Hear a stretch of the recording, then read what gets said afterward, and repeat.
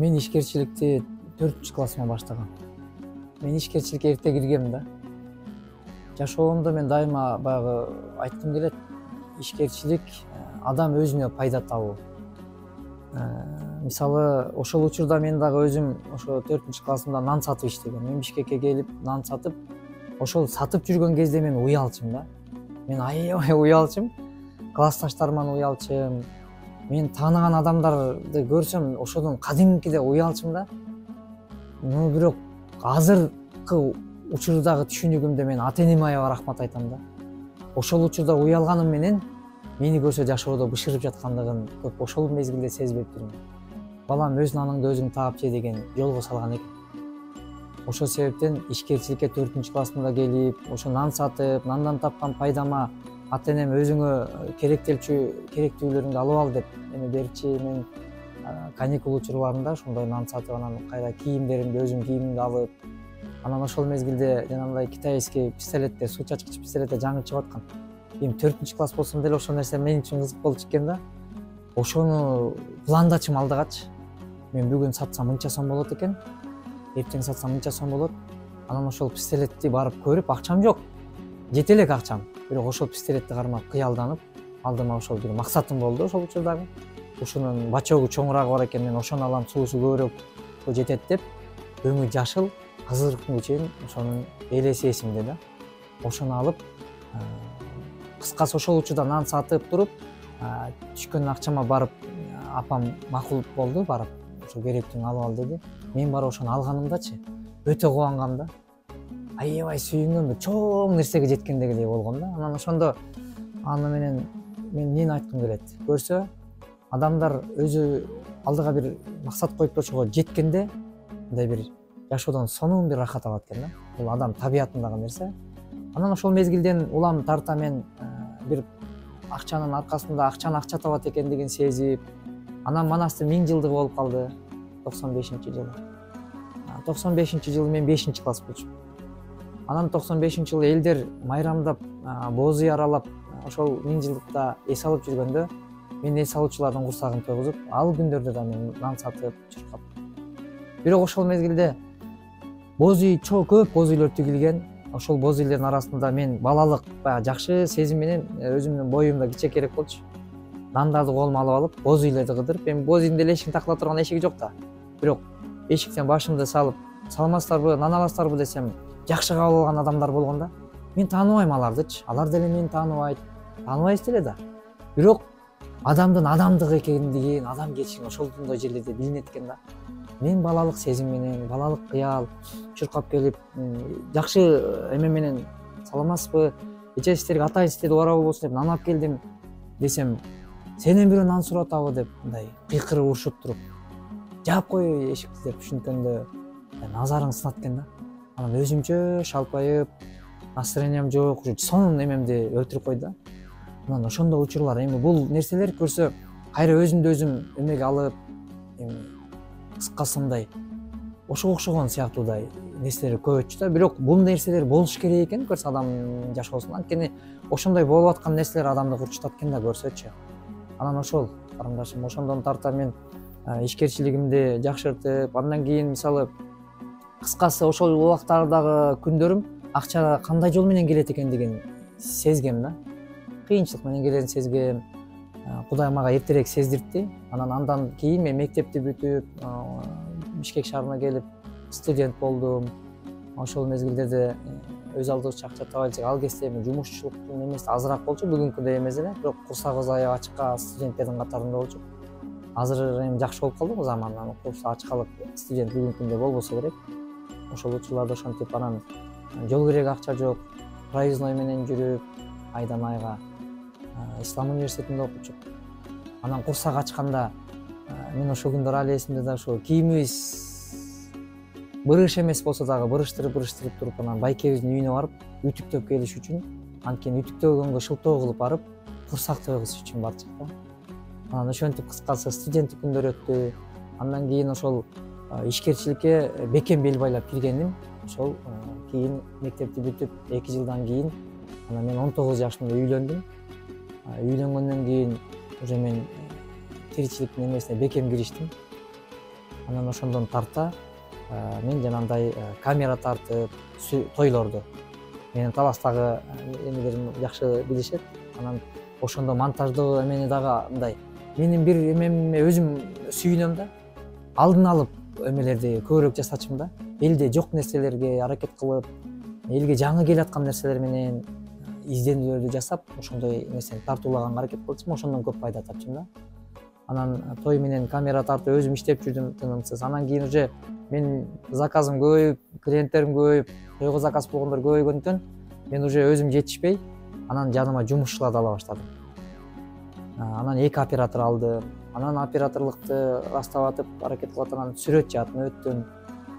Сүрөт менен кызмат кыла баштадым.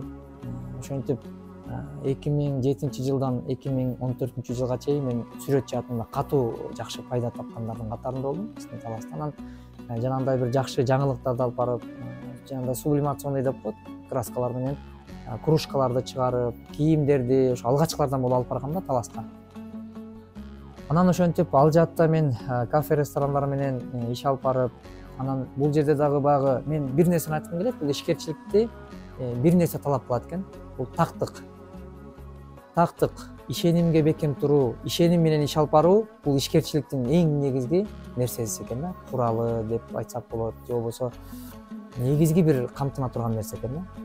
Эгер ошол ишеничтүү бир ишти жасай турган болсоң, элдин дагы сага болгон ишеничи көп, сенин ишкерчилигиң жакшырат.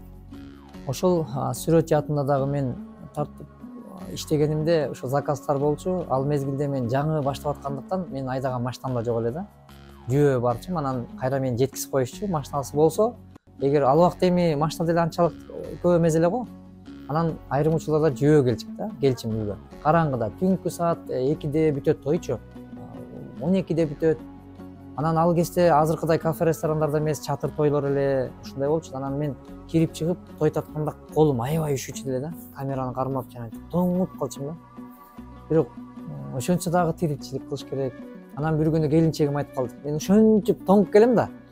Анан келсем келинчегим айтат да, сен үйдө олтурсак айтат да, сен жеңил оокат кыласың, жеңил жолдор менен оокат акча табасың, сен жаның деле көп кыйналбайт деле Азамат. Анан чарчадым дей бересиң дейт да. Мындай жыргап жүрөсүң, сен тойлор деле барасың, эмне сен тойго барасың, тойдо жыргап тоюосуң, оюн күлкүнү көрүп, мындай шаңдоо эле жүрө бересиң да сен деди. Мен ушундай адатым бар. Келинчегим менен мындай бир көп сөздөрдү сүйлөшүп мынтип эметкенден каалабайм. Просто ичиме запискана кылып койдум. Анан ошо менен бир күнү биздин айлыбызда эле көчөнүн баш жагында бир агаларыбыз той берип калып, тойчу болду. Анан мен атайын келинчегиме айттым. Тамарка, бүгүн той эрте бүтөт экен. Мен кечкисин өзүм жүргөндөн корком. Анткени менде чоң коркунуч бар эле. Ошол мезгилде катуу коркунуч жүрөктө, мындай жан дүйнөмдө чоң бир коркунуч эметчи, жалгыздыктан аябай коркчумун. Анан келинчегим аны билет. Анан келинчегиме айттым, Тамарка, сен саат ушуларда келсең депчи. Анан ал жөө келди.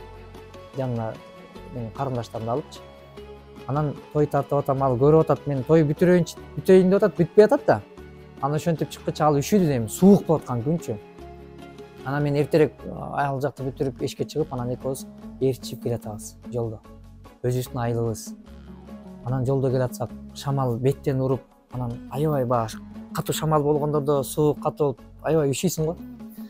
Ошондой суук болуп аткан.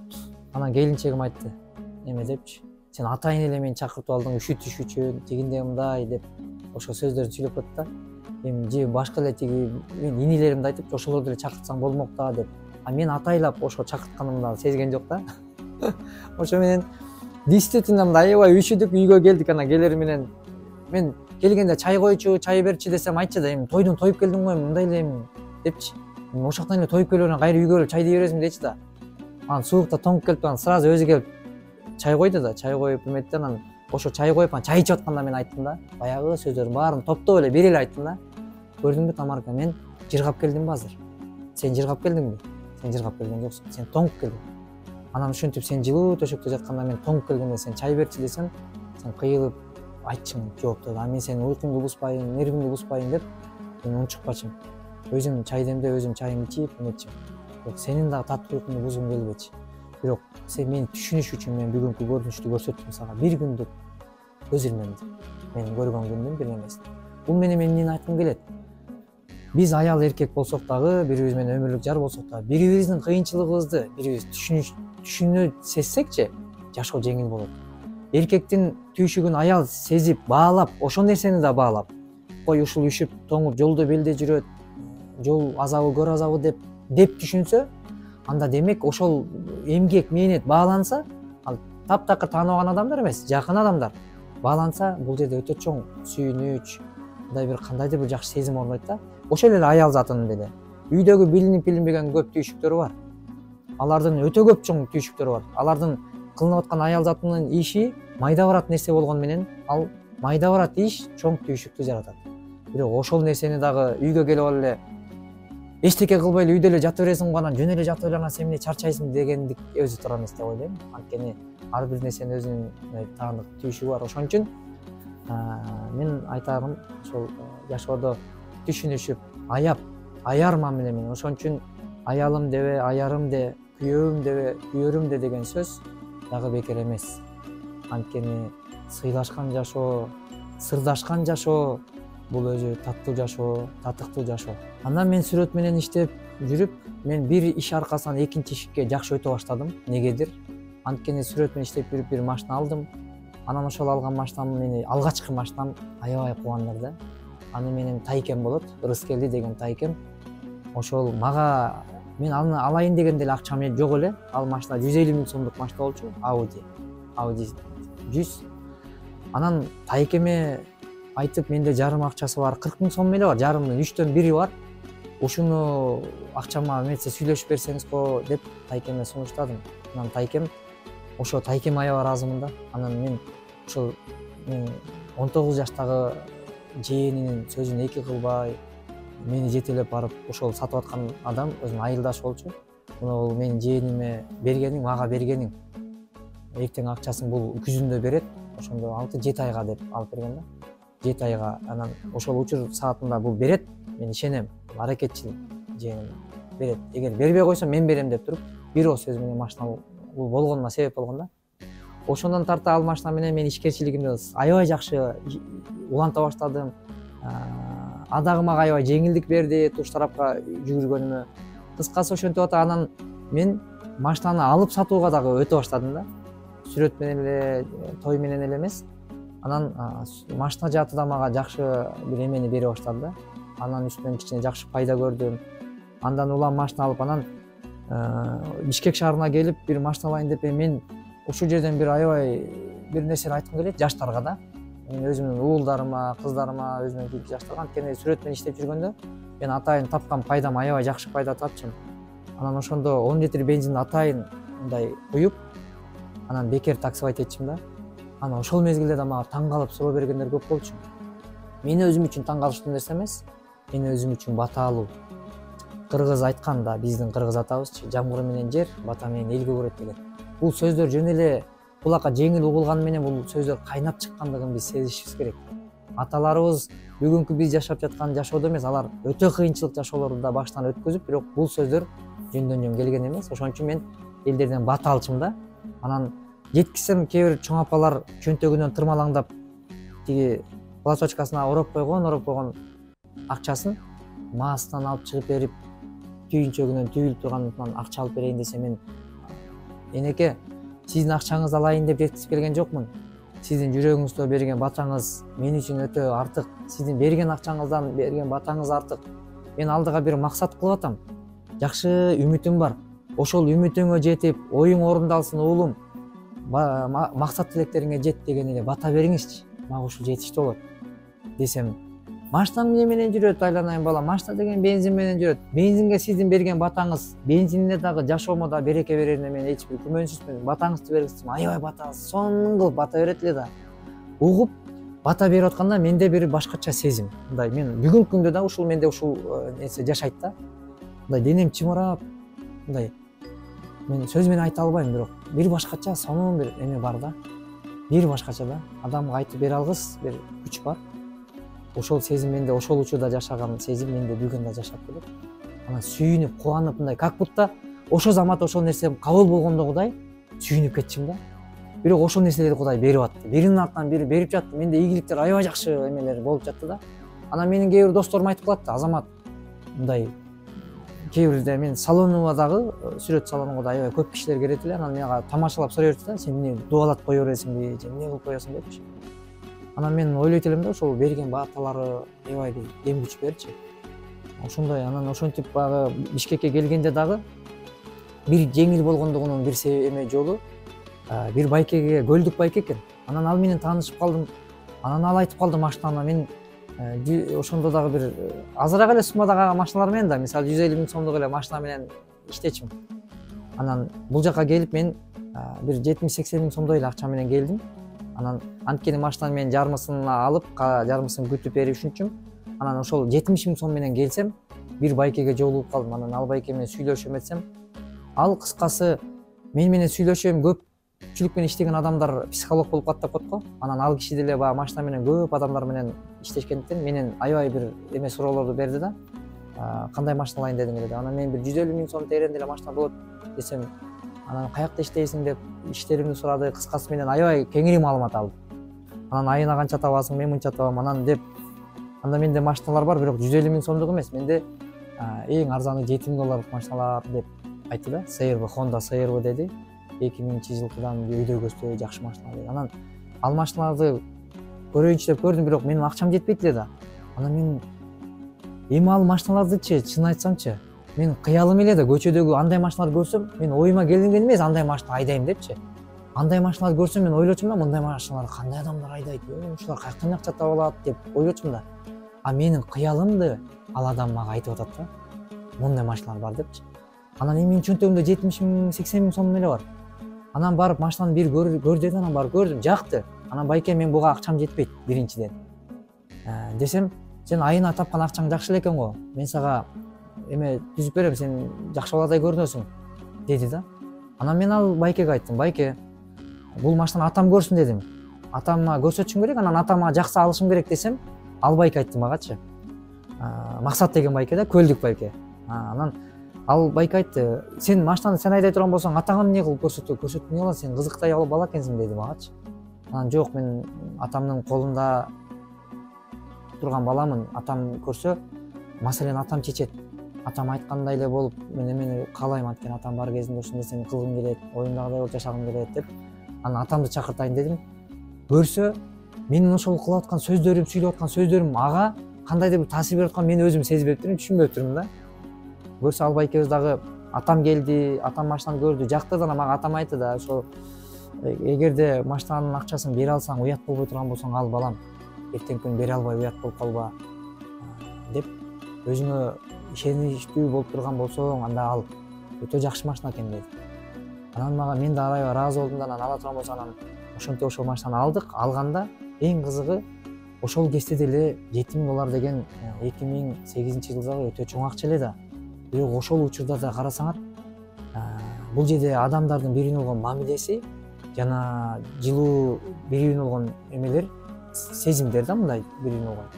Ошол ишенич пайда кылып, анан Максат байкенин дагы атасы эрте өтүп кеткен экен дүйнөдөнчү. Ал кишинин атага болгон бир кандайдыр бир кусалыгы бар экен да, көрсөчү. Атаны урматтаган адамдарды ал аябай сыйлайт экен да. Мен анысын айткан жок, мен билбейт элем, бирок ошол себептен атам айтты, ата эме аке сиздин уулуңуздун ушундай сапатын сыйлап, анан бердим деп, 70 000 сомго мен $7000 машинаны айдап кеттим талас-тарашта. Бул деген кээ бир менин айланамда достор угуп, анан таң калган да. Мындай бир эле жолу көрүп анан берип койгондугуначы. Анан ошентип Максат байке менен иштешип калдым ишкерчиликте. Аябай жакшы иштештим. Мен жашоомдогу сонун бир бурулуштардан болуп, мен ийгиликтерге жетишиме, сонун жашоодо бир мындай ийгиликке жетишиме чоң мындай трамплин болуп берди да. Анан ошо менен Максат байкеден бир эле эмес, улам алып берип отуруп 2 машинага жеткизип алдым оборотумду. Анан ошентип иштешип жүрүп, Кудайга чексиз шүгүр, мен ошол Максат деген байкеге, көлдүк байке, мындай аябай ыраазымын да, өтө ыраазымын. Себеби мисалы мен дагы бүгүнкү күндө жакшылык кылып атканымдын дагы бир себептүү жерлери мына ушул да. Анткени мен ойлойм, адамдар жашоодон кандай эмени алса ошону бергиси келет экен. Эгер мээримди ала алган адам, анда алда мээрим бар да, анын бир куржунунда мээрим бар. Ал турган мээримди ал бере алат. Эгер мээрим ала албаган адам мээрим бере албайт экен. Жакшылык көргөн адам демек ал жакшылык бере алат. Жакшылыкты ала албаган адам жакшылык бере албайт экен. Мен ушул нерселерди ойлодум. Ошол себептен ошондой адамдардын жакшылыгы менин жашоодогу көп адамдарга жакшылык кылуума жол ачты. Ошондон улам жакшылык жерде калбайт экендигин сездим.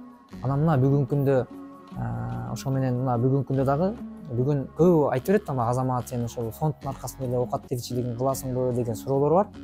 Бул жерде как будто мен түптеп түшүп эле анан кийин эле фонд менен эле тиричилик кылып келаткандай сезимдерди камтыган адамдар да бар экен. Жок, урматтуу мекендеш, мен актануудан деле алысмын, бирок бул нерселер айтылыш керек экен, айтылбаса билбейт экен.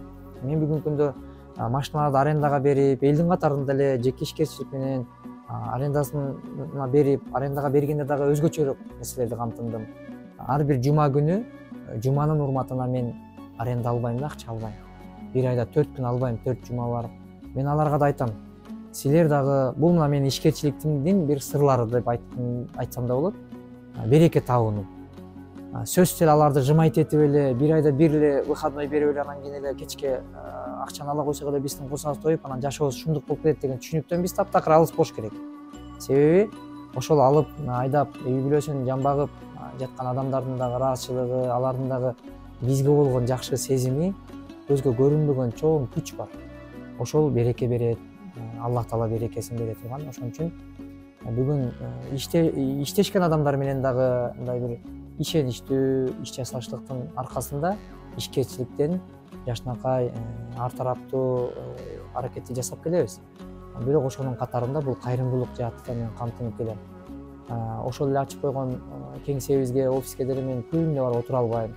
Кээ бир адамдар эми ундай ишти баштагандан кийин отурбайсыңарбы ордуңарга, биз барсак жок экенсиңер деген мындай бир эмесин аткан адамдар бар да.